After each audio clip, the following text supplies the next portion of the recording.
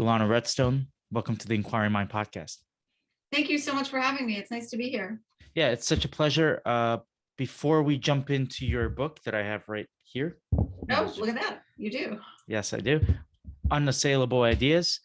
Can you tell the audience a little bit about yourself, what you do, and how you came to write this book?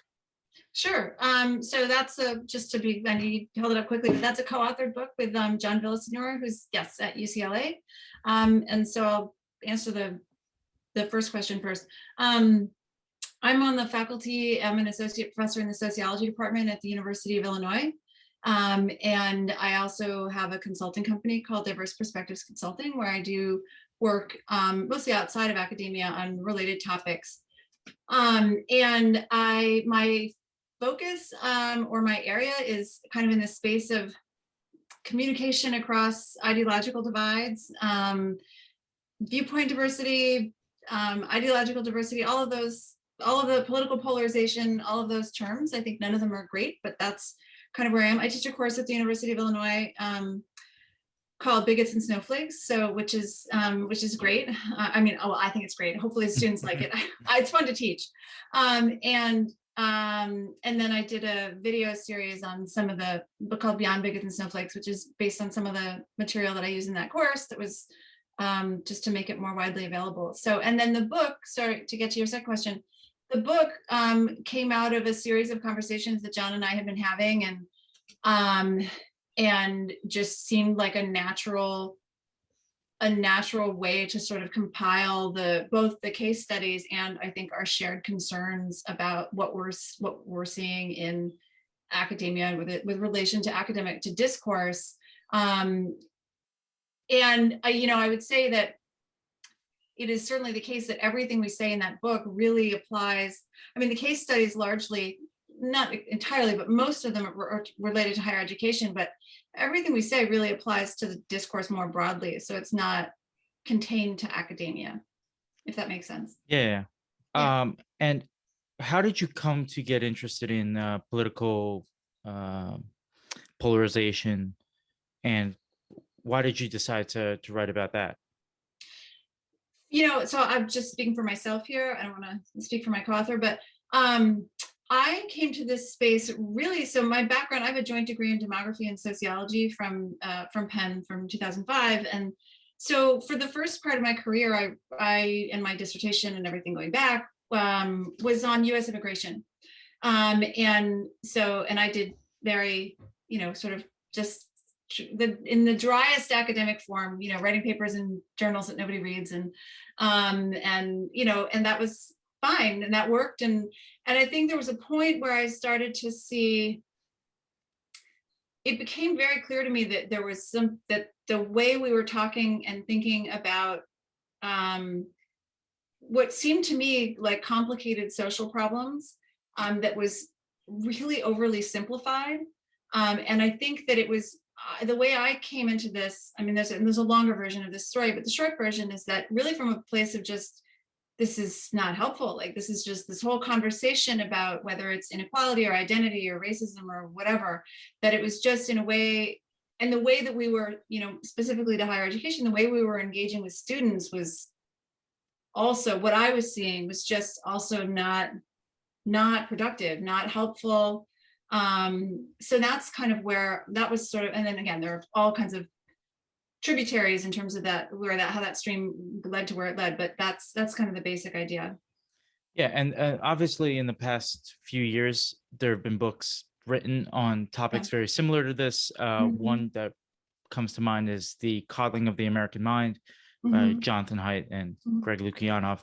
But in your book, you really stress that the issues have gotten progressively worse due to social media. And even though, stuff, maybe not cancel culture, but college campuses have been getting progressively worse since the 60s. Some people would argue. It's I don't really think we made that argument, but yes, some people have made that argument. Yeah. But it's gotten rapidly worse since social media became relevant. So can you explain how social media caused a lot of the problems on college campuses? Yeah, I mean, I'm always trying, as a social scientist, I'm always trying to be careful with the word cause, Oh, because I sorry. think there's sort of feedback loops and everything else. But I think what we talk about in the book are direct and indirect effects of social media, where the direct effects are sort of like the literal, somebody does a thing, they say a thing, or they do a study or whatever, and social media, lands on the wrong or the sort of wrong person's feed. And then the direct effects are sort of the calls for the publication to be pulled or the person to be fired or whatever else, or, petitions so those are sort of the direct effects that we talk about. And then we also talk about indirect effects, which are sort of the broader climate that social media helps to prop up. And in the book, we talk about 3 unwritten rules or 3 beliefs in particular. The first of which is that, let's see if I can remember the order. All differences in group outcomes are due to discrimination. Actually, I think that was the second one, but the order doesn't matter. The second is that any action, I think this was actually the first, any action that's taken to undermine existing power structures is automatically deemed to be a good thing. And we're really careful, we try to be really careful in the book that is not meant to be a defense of existing power structures. It's more of an observation and a criticism that anything that you do to undermine is automatically sort of a reflexive response. And then the third is the primacy of identity, along the lines that people usually refer to identity: race, gender expression, gender identity, sexual orientation, et cetera. And so those are the 3 beliefs. And so we talk about, this is going back to your social media question. So the indirect effects sort of the indirect effects of social media prop up those beliefs. Mm-hmm. And one of the interesting things that I completely agree with in your book, I think it was in your introduction where you mentioned, even though you're writing about college campuses for the most part, Yeah. this should matter to everyone. Mm-hmm. And again, I know everyone can read the book. Obviously, it's a great book. Let's go back. But can you explain why it should matter to a person that really couldn't care less what goes on college campuses? Well, I mean, the most obvious reason is that what goes on, I mean, so there are a number of reasons, but one of them is that what goes on college campuses doesn't stand college campuses, right? It doesn't, I mean, and I mean that in the most literal sense. Like, there are students who graduate and go on, right? So in the very literal sense, that it doesn't, things so, and you can see that there are the same way that discourse is sort of broken down on campuses, you can see it. So this is why I started the consulting company. You can see that has also had an impact in the workplace. So that's sort of a first order concern. I think there are other concerns about, we talk about this a little bit in the book, but I mean, universities is a center for knowledge production, right? And so when you're talking about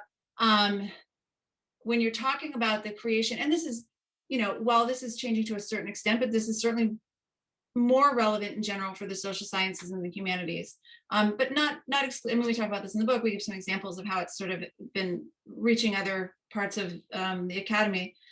But that has implications. There are implications for how we grow knowledge, and that is, if you're concerned about discourse, and if you're concerned about some of these ideas, and that they're not criticized in the way that they should be, that should be concerning. So those are I would say two main reasons. And I guess there's a third reason, which is that, not only as centers for knowledge production, but, there's this feedback loop. What happens on campuses, particularly more prestigious, more elite campuses, whatever, both shapes and reflects what's going on in broader society. So, right. So you have, so the fact that students are literally they move out into the world, but, there's always a spotlight on campuses. I mean, there has been for certainly many decades, if not more, but there's a spotlight as training future leaders and training future entrepreneurs, et cetera. And, so those are at least, I would say, 3 reasons, and there are probably more, but that gets you pretty far, I think. Yeah. And when writing this book, were you concerned at all about any pushback people might give to the book, or have you, received any kind of, has it threatened your job in any way, or anything like that? I don't want to tempt fate by answering that question. No, I mean, no, I don't think so. Like, not at this point. I mean, we've tried to be, John and I in the book, like, we've certainly tried to be really careful in what we say. I mean, it's always a concern. I think anybody who is sort of moving in this space or thinking about these issues or thinking out loud, thinking publicly about these issues, it's always a concern. I do think that there are ways to engage. I think that we do in the book. I think that John does in some of his other work. And I think that hopefully I do in some of my other work, that is not kind of, it's not, how would you say it? It's not sort of, it's not as, I mean, it's provocative, but it's not sort of unnecessarily provocative. It's asking questions and it's trying to get people to think about things in a different way, or at least question the certainty with which they were thinking about things. And it's not as, it's hopefully less aggressive, less confrontational, and so less threatening. Because I think that one of the things that, I don't know how successful we were at this, but I think one of the things that has been important to both, John and to me when we were writing the book, was that, to the extent possible, really wanting to engage with people who don't necessarily agree with us yet. So to not just preach to the choir. Right. And you mentioned before that you started a consulting company. What does that work entail? Who do you cater to? Is it college campuses, or is it, private corporations? Yeah, I mean, it's mostly, I would say it's mostly been private organizations that will contact me, and either for sort of a DEI alternative program that I've developed, or a more targeted approach that deals specifically with these issues, sort of difficult conversations. So for example, I mean, there's an organization that I work with in DC that they wanted to be able to have sort of difficult, whatever you call it, and difficult conversations, uncomfortable conversations, whatever, sort of have these kinds of conversations. And they didn't want, their preference was to not have me come in and do it, but they wanted me to sort of show them how to do it and sort of teach them to facilitate the conversations on their own. And so that's what I've been working with them for a little while now. And so that's, so that would be the kind of thing, that's what they wanted me to do. Alternatively, I can come in and, do workshops and whatever. So that's what that looks like. But it's also could be, it could take a lot of different forms. Right.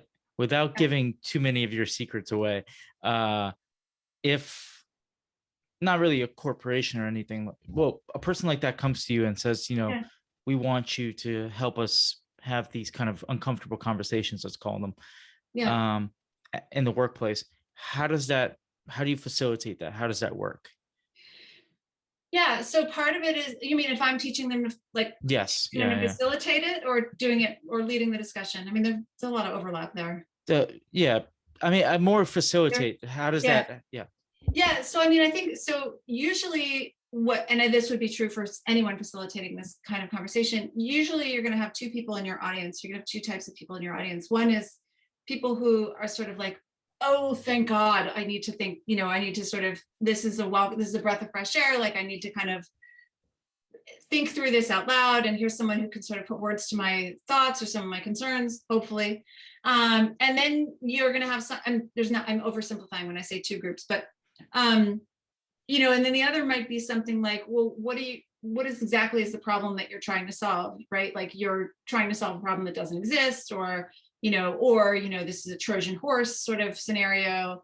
And so in any group, you're probably dealing with some exceptions, I guess, depending on the context, you're probably dealing with both types of people. So part of what I think, is the best way to start is to get everybody on board with a shared goal. I think can be really helpful, right? Sort of, and that can be something as simple as, what kind of climate do you want to create? What kind of, if you go into talking to an organization, or, what do you want to create? And so the more you can do this, I think, with people at different places in the hierarchy, the more buy-in you'll get, which is, always a good thing. And so, what kind of climate do you want to create? And if you think that, like, let's say somebody says, we want to make sure that members of marginalized groups never feel offended. We don't want microaggressions, and we want them to not feel offended ever.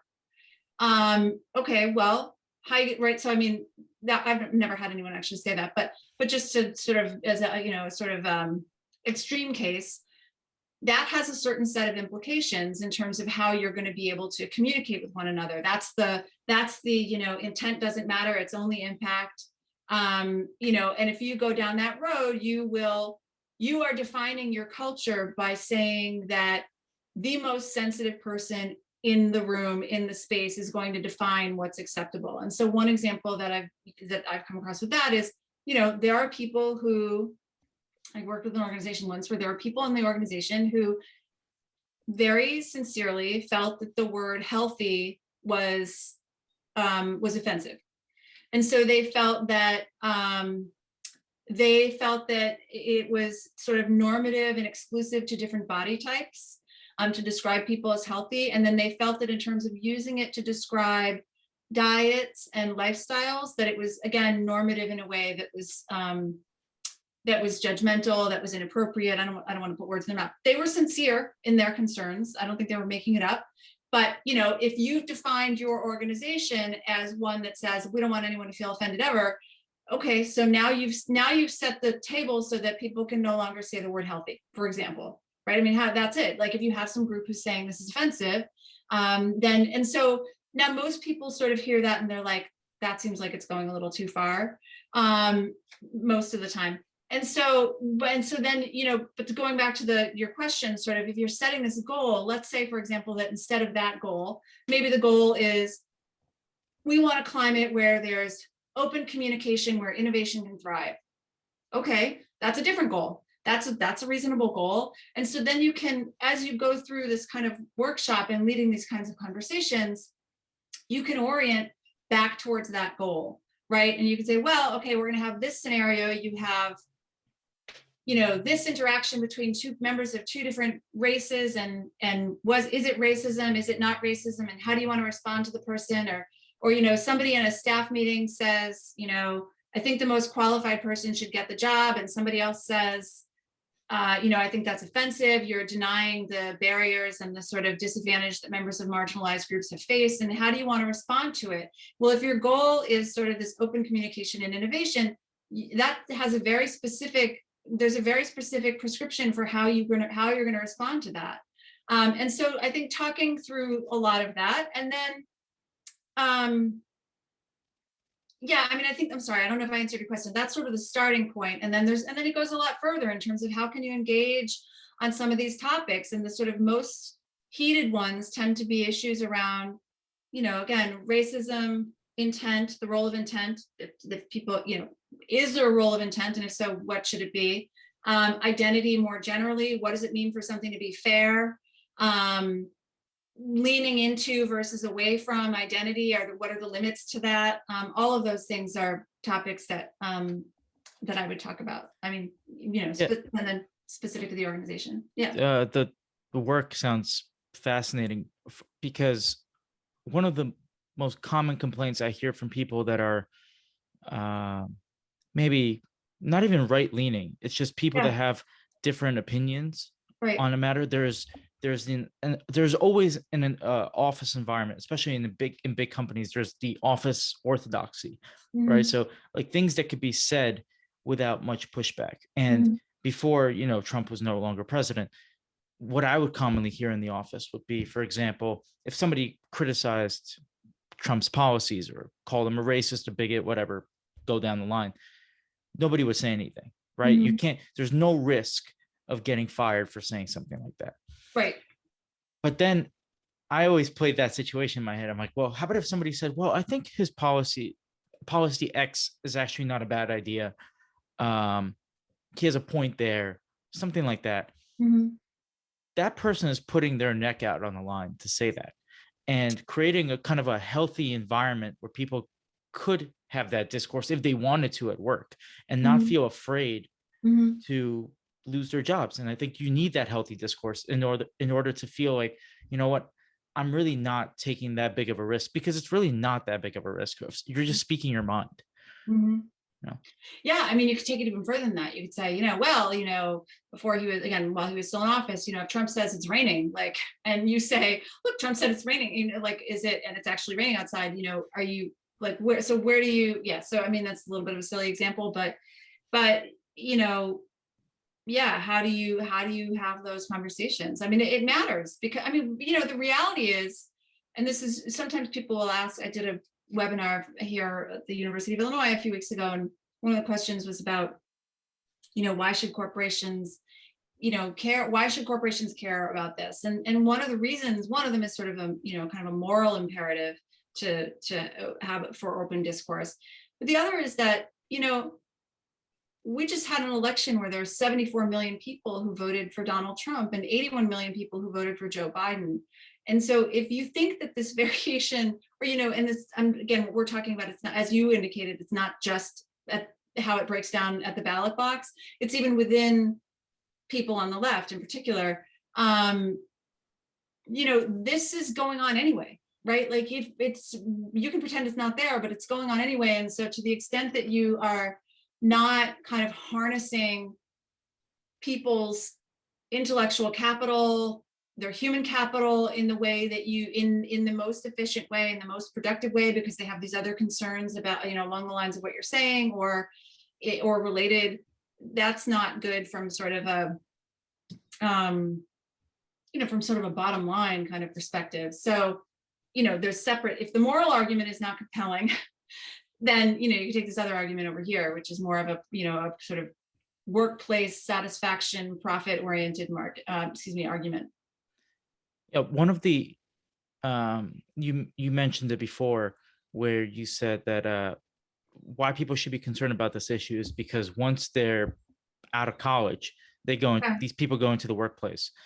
And one of your chapters in your book is about cancel culture's role in publishing, right? And publishing, this is more of academic. You give two, I think it's 2 case studies, correct me if I'm wrong, 2 case studies of people writing academic papers that are not that controversial. One of them, I think at Brown University, I forget her name, I'm sorry, but Lisa Littman. yeah, no, Lisa, is that her name? Yes. Am I mixing it? Hold on, I'm going to look it up while you're on the call. Go ahead. Yeah, and Brown University actually put out a press release praising her before they had to revoke that statement. Right. And this is one of those clear-cut examples where this extends to the real publishing world, where it's the big publishing companies, where you see situations in the last 2 years, like Woody Allen's book at Hachette being canceled. They all find other publishers, don't get me wrong, and they still sell a lot of copies. Sure. But it's the whole culture of people walking out on ideas that are not supposed to be published, when that's the whole point of publishing, right? You don't want, just one political ideology being published. We want diverse points of view, and there's a yearning for it, and there's clearly a readership. Like, people want to read these books, and they're interested about these subjects. So, and I'm sorry if I'm going on a little bit of a rant. You're fine. I went one time. I had a class in college. I'm not going to name the class, but it was one of those, like, Black studies, Latino studies kind of classes. It was required by my university, and I took it. The professor liked me, but there was this time during the class where we would talk about something, I guess, touchy, like a touchy subject such as race or something. And I mentioned to the professor, I'm like, if in private, obviously, and I think, if you want to teach this class in a somewhat balanced way, right, you could teach the Ibrahim X Kendi, Robin DiAngelo type books if you want. I actually have no problem with that. Right. But there has to be a balancing act that you have to play. Right. So, because I think a lot of, especially young people, they have this, I'm one of those young people, but I think a lot of young people read a book about race and they think this is it. Like, this is the book. Right. There's nobody that can challenge them. Right. But I told the professor back then that if you want to balance it, read some Thomas Sowell. Let's read Thomas Sowell in class. Why Right. not? Right. And I think these labels of conservative liberal are so out of whack, because I don't consider Ibrahim Kendi a liberal. And I don't consider really Thomas Sowell is probably a conservative, but his research is not, he's a researcher. He's not there to tell you that his conservative way of life is better than yours. He's just trying to analyze data.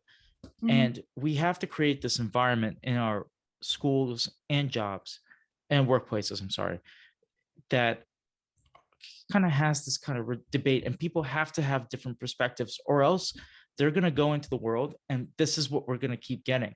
We're going to keep getting more how to be an anti-racist, and less of I'm trying to find a different book about race. Maybe like one of like John McWhorter's book, or listening to Glenn Lowry's podcast, something with a diverse point of view, so. And one of the things I noticed in school commonly, and again, you alluded to, you write in your book, is the idea of self-censorship. Self-censorship, I'm sorry. What harm does it do when young people have to self-censor themselves, and how does that extend to beyond their college experiences? Yeah, I mean, well, I actually think you can go further than the self-censorship issue, but the self-censorship, I mean, so on the one hand, you could say, well, we all self-censor, right? We self-censor all the time. Like no one just, other than, little children, we don't just walk around sort of blurting out whatever is on our minds. Certainly nobody who wants to maintain any relationships does that, right? So you could say, well, we all self-censor to a certain degree, and that's true. So there's the, I'm just writing myself a note to not forget, to come back to. So so that's true, right? Of course, self-censorship plays an important role in how we interact with one another. So even with that being true, though, the problem is when that self-censorship starts to circle essentially an entire ideological orientation, and basically says that everything inside this circle that's consistent with this particular ideology is acceptable. And then, we could draw another ring out here that says everything on the outside of this is unacceptable. And you could put your racial epithets and slurs and all this stuff out here. And then in between the two, in the space in between the two, sits what are sort of, maybe non-progressive or inconsistent ideologies or questions or opinions that don't fit in that smaller center circle. And now you've labeled those sort of through social norms. We've said these are not really things that you should say. And so, I've asked, I did this with students, and it's fairly obvious when you ask the question, you say, if you do that, what's going to happen? And the obvious answer is, well, resentment. I mean, there's a whole separate question about whether, and I don't know that that's hard. It's something that's a little bit hard to study empirically, but there's also there's a broader question about, so there's resentment. And then you could say, well, does that resentment actually lead people to sort of follow the breadcrumbs and end up being more extreme than they would have otherwise been in their beliefs, right? Like if I have this opinion, I think that, I'm just going to channel an argument here. I think that race-based college admissions is a terrible idea and it's unfair. And people are telling me either explicitly or sort of through any sort of communication, whether it's nonverbal or whatever, that this is unacceptable to say. I don't know, again, this is a question, I don't know if there's empirical evidence on this, but it would be reasonable to think that I might then seek out people who don't penalize me for that, who don't judge me for it. And what happens then if those people have other extreme ideas, right? So maybe they have other extreme ideas that I didn't necessarily hold. Do I start to then, right? So then this is, and I know there are people who've written on this, but so that would be another concern. And then, so the resentment plus the sort of, where does it lead kind of question. And then the other point I would say is that, self-censorship, there have been studies about self-censorship. I know that, the Campus Expression Survey from Heterodox Academy, they certainly show evidence of self-censorship. But I would argue that the problem is even worse in the sense that I can imagine and I'm sure this is not just living in my imagination, that there are classrooms where nobody feels like they're self-censoring, right? Where people, whether it's a class and they're talking about, say, race, or they're talking about privilege, or which privilege is usually part of a conversation about inequality, loosely, sort of one way or another tied to inequality. And they're having a conversation and no one in that classroom feels like they're self-censoring. And I would argue that there's still a problem, even if there's not a single person who feels like they're self-censoring, for the following reason, which is that if you ask students and you say, I'll just stick with the white privilege example. If you ask them and you say, what are the benefits of an idea like white privilege, right? Like, how does it help us? This is social science. Like, how should these are theories and ideas, and how do they help us understand the world? Do they, these are all of those, are they falsifiable? Are they unfalsifiable? How does an idea like white privilege help us? What are the benefits of this idea? Like, what does it help? And they'll tell you, they'll say things like, well, it helps us recognize, the role of unearned advantage, right? Or it helps us recognize the way that race continues to be a barrier in everyday life, which seem like thoughtful responses. And then if you ask them and you say, why might somebody have concerns about this topic, or the way this term, or the way it's used, or have concerns about it, or object to it, depending on how strongly you want to phrase the question. And the only thing that usually they have nothing to say. The only response that they'll sometimes have, in my experience, I don't have data on this, in my experience, is, well, people who want to deny the existence of racism might have an issue with this concept. And so now you've set up, and you talk about how students don't say students. So now you've set up this dynamic where anybody who's not on board, sort of with a full-throated endorsement of the idea that we should be talking about this and focusing on it all the time as the main, factor when we think about inequality, is racist, right? We've now set it up so that there is no other reason why anyone could have a question, concern, whatever about this. And there's no discussion about the fact that this is actually really hard. And here's why. And it's hard because they're kind of right. On the one hand, they're right in the sense that the majority of people, or perhaps all, who are driven by racial animus are probably going to be the ones who say white privilege, and are totally dismissive of the idea. That's probably a true statement. To go from there to say that anybody who has concerns about this term, the way it's used, whatever, is therefore, that is evidence that they are driven by racial animus, is a totally unfounded statement. And we in higher education have continually failed to make that distinction over and over and over again. Just to use that, and you could do that exercise with a number of other topics. You could do it with colorblind racism, like I said, white privilege, you could, right? So you could go down the line. And that is damage. And so going back to your point, like, that could happen even without a single person feeling like they're self-censoring, if that makes any sense. Because maybe you just get a classroom where everyone's going, yeah. And I get it, right? Like, no, of course, that makes total sense. No one's self-censoring. You still have a problem. Right. That's a good point. Sorry, I'm trying to that's actually, yeah. I mean, so it's one of the reasons why, there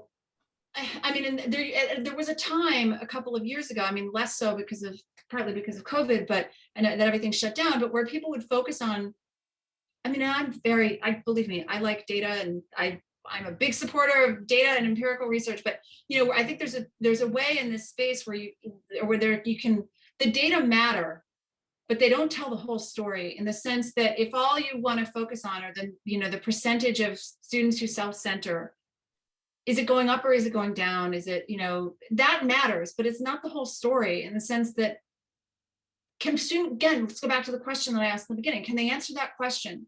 Can they answer the question of, can they have that conversation about why might somebody have concerns about this concept, in addition to what is a motivation other than racism? Yes, racism is on that list. What else is on that list in terms of why they might have concerns about it? And what should we do about the fact that if all you know about someone is that they aren't really on board with the, the idea of sort of apologizing for their privilege and, the whole sort of thing.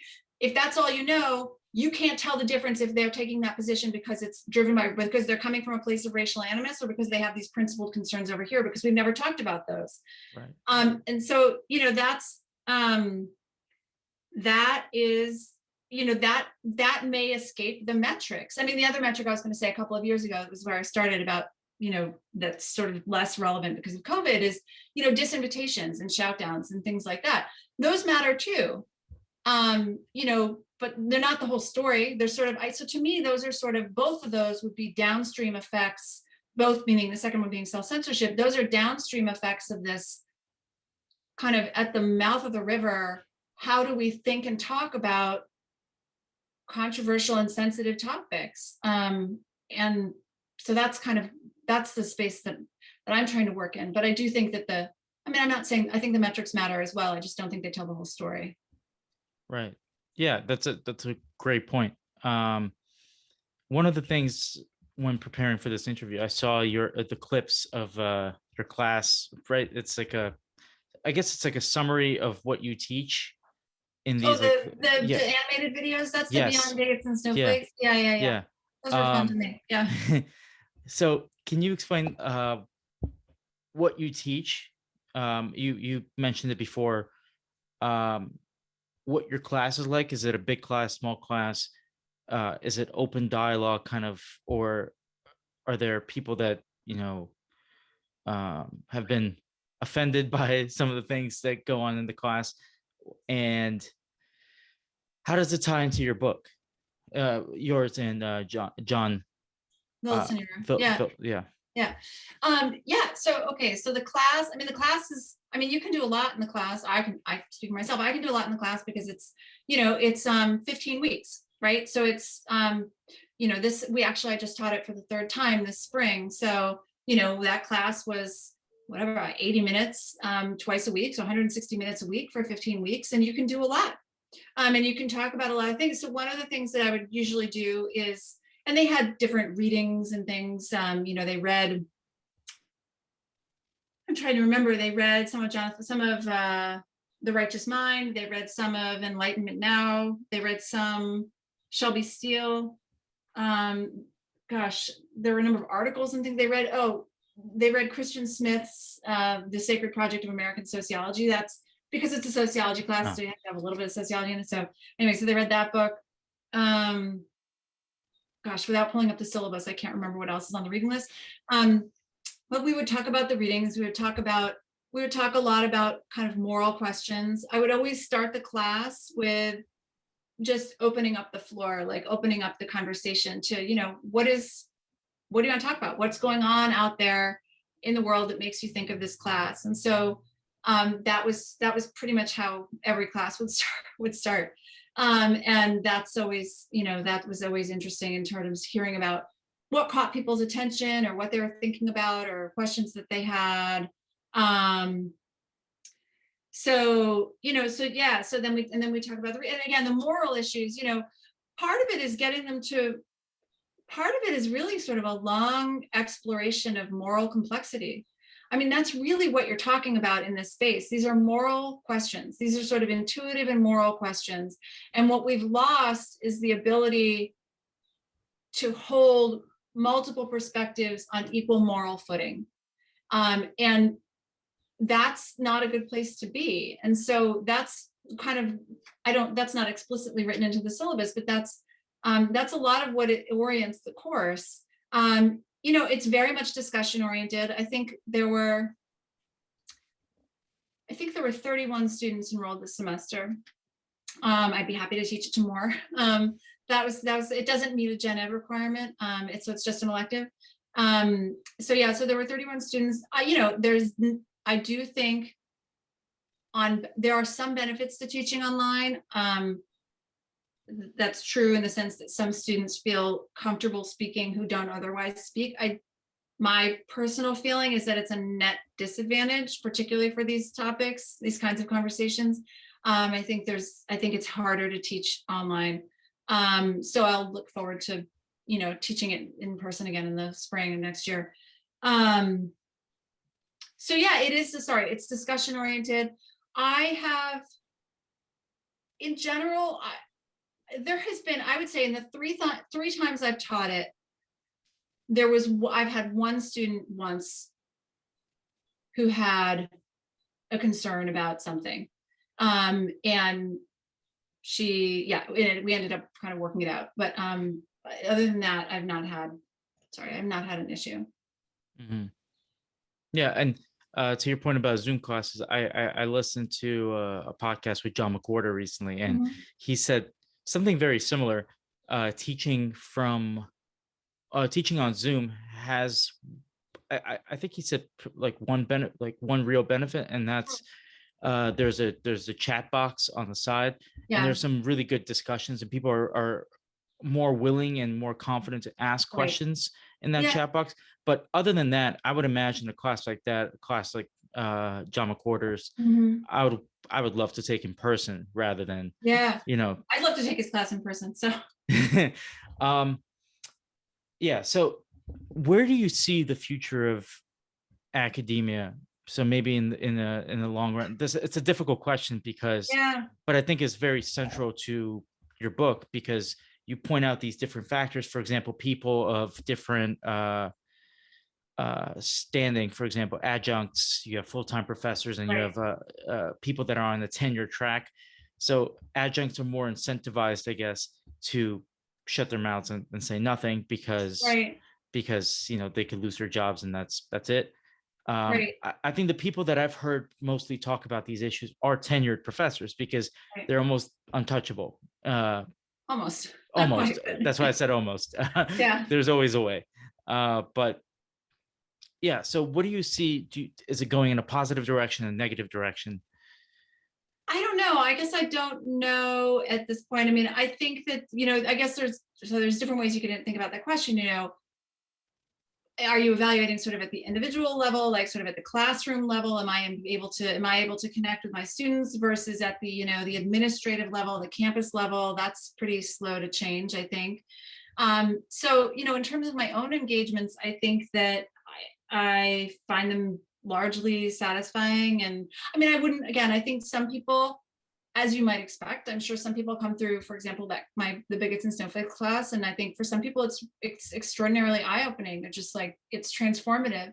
I don't think everyone has a transformative experience who, comes through my class, but some do.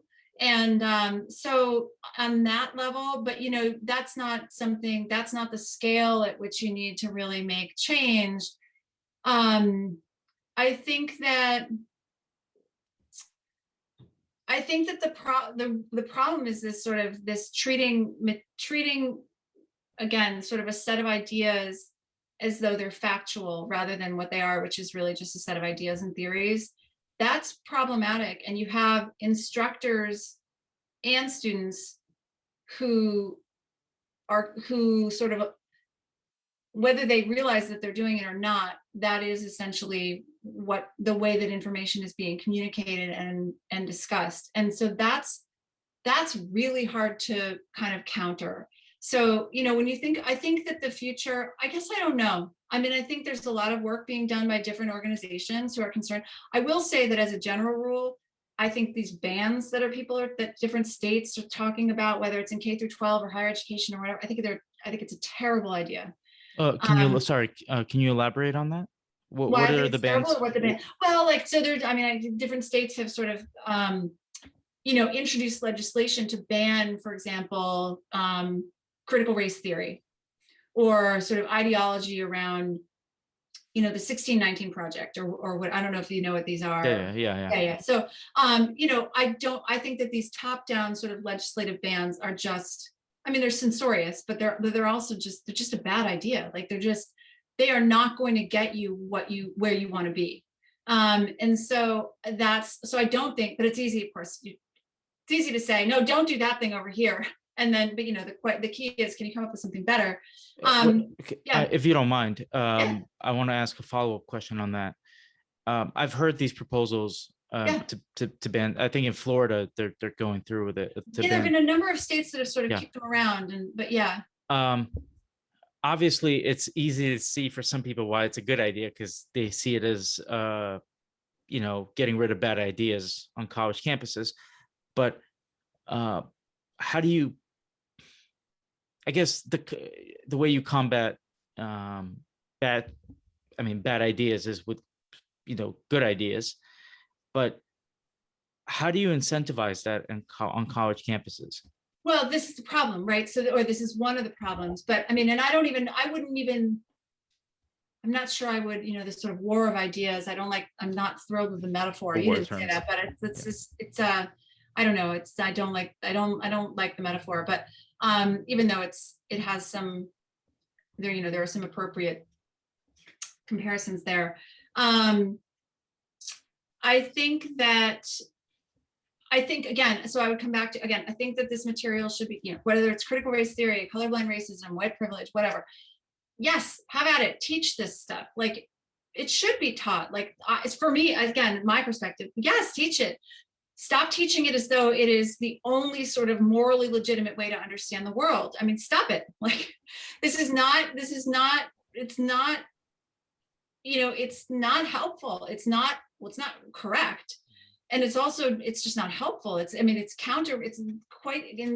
the contrary, it's counterproductive. And so, the incentives point that you raised is an important point. Like it is, how do you get universities and higher education more generally, and also K through 12 education, how do you get them to sort of see that?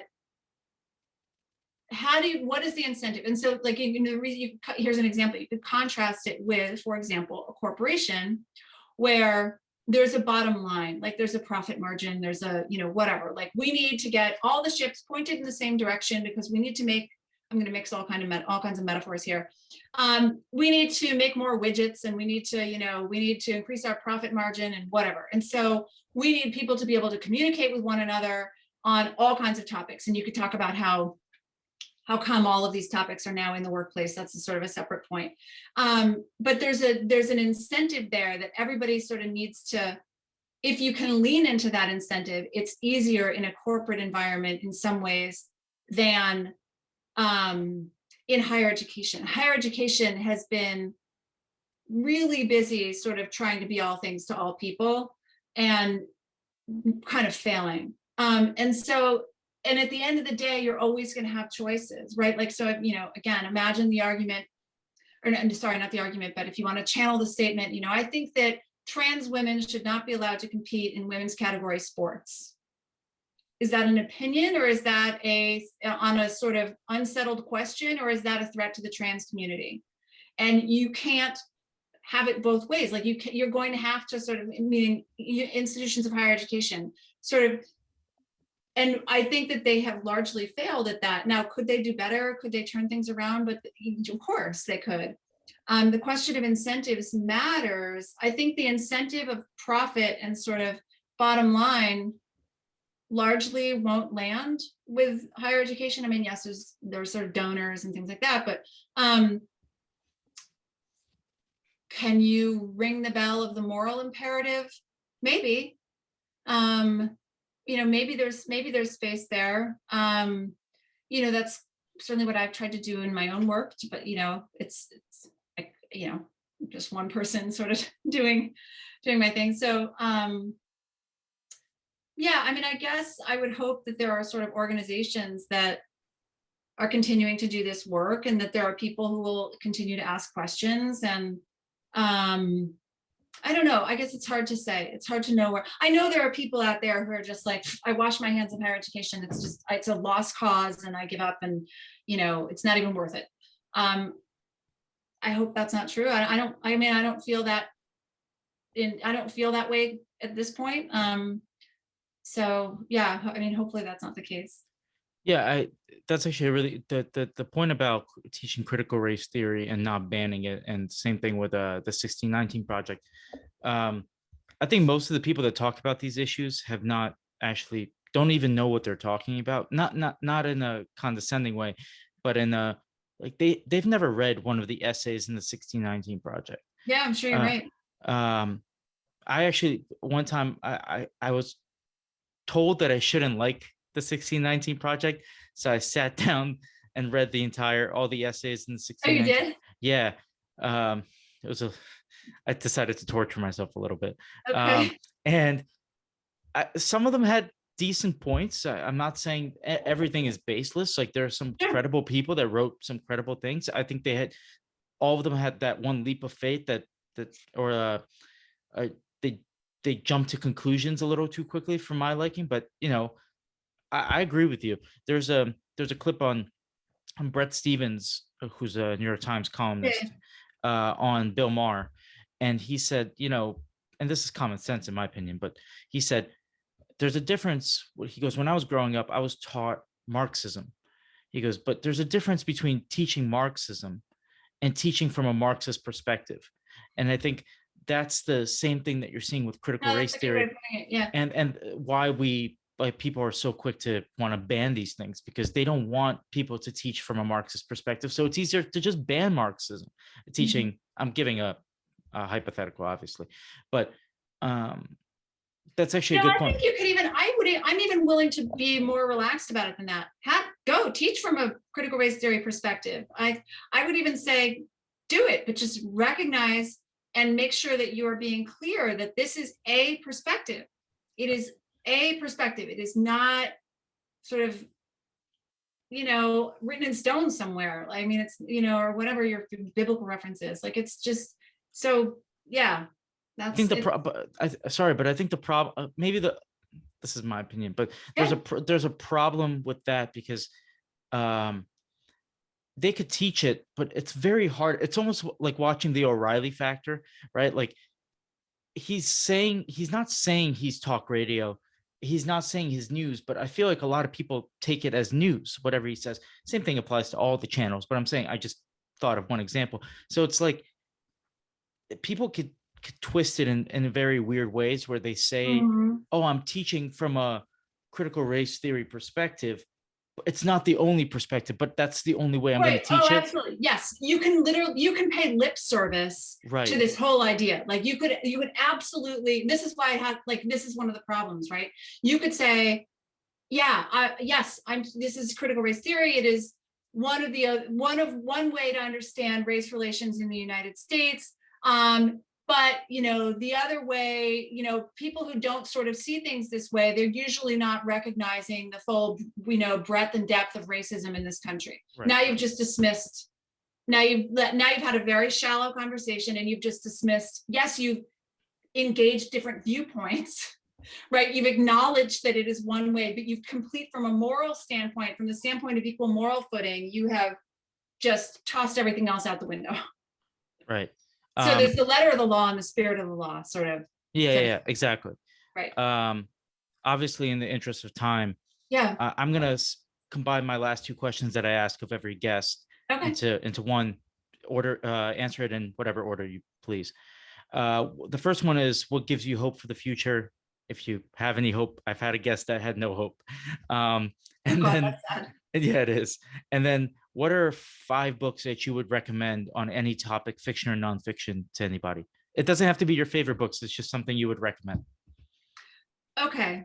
I do have hope. I mean, I think that I have hope from interactions that I have with people, and, and I think that people have, by and large, a lot of shared concerns. I mean, I do think that I do have hope.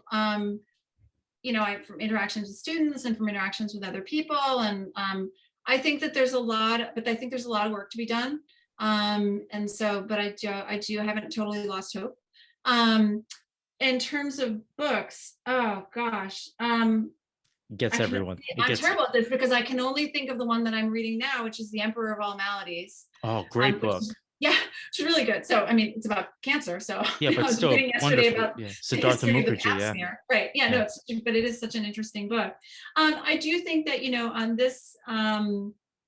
on this, I've also been listening to Where the Crawdads Sing, which my sister recommended, which is if you're for fiction readers, it's also a good book. I would say, I mean, I am a fan of The Righteous Mind. I would say Conflict of Visions is high up there. Thomas Sowell, right? Sorry? Was that Thomas Sowell? Conflict Yeah, of yeah, Visions? that's Thomas Sowell's. Yeah, I mean, Discrimination and Disparities is another one of his Mhm. books. That's the sort of thin volume. I mean, I think, I know that I had students who liked Factfulness, which is by Hans Rosling. I had students in Mhm. class last semester who really liked that book. I think, Steven Pinker's Enlightenment Now, Better Angels of Our Nature. Those are all great books on these topics. And then for people who don't want to commit to books, there are a ton of just articles. Like if you just start reading, read John McWhorter's books, articles, read stuff that Glenn Lowry's written, Andrew Sullivan, Barry Weiss, read some of the other work that's out there if you don't feel like committing fully to a book. So those are a couple of thoughts. Great. Thank you so much for coming on the podcast and agreeing Yeah, to thanks so speak much with for me. having me. Yeah, it was a pleasure. Thanks. Thank you. Yep.